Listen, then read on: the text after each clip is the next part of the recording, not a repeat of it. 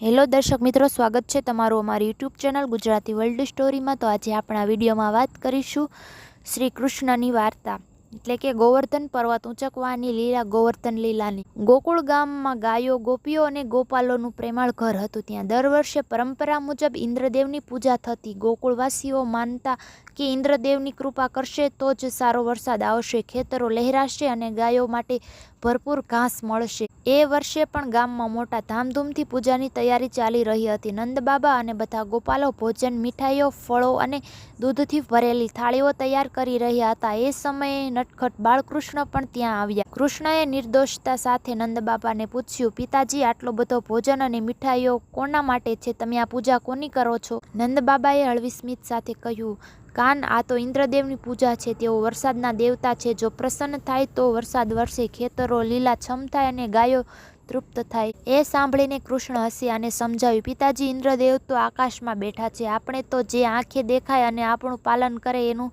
પૂજન કરવું જોઈએ। વરસાદ તો ગોવર્ધન પર્વતને કારણે પડે છે, કારણ કે વાદળો ત્યાં રોકાય છે।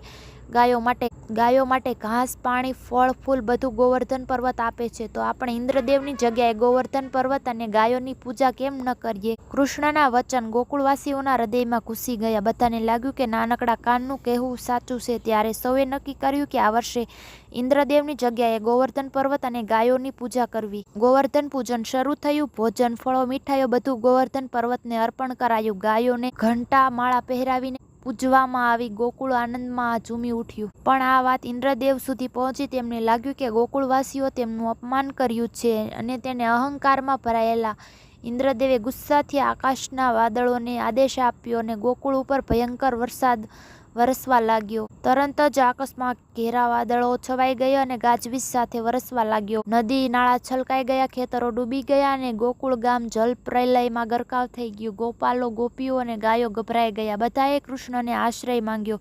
કાન, ઇન્દ્રદેવ ખૂબ ગુસ્સે છે, હવે આપણને કોણ બચાવશે? કૃષ્ણએ સૌને આશ્વાસન આપ્યું, ડરો નહીં, ચાલો આપણે બધા ગોવર્ધન પર્વત પાસે જઈએ।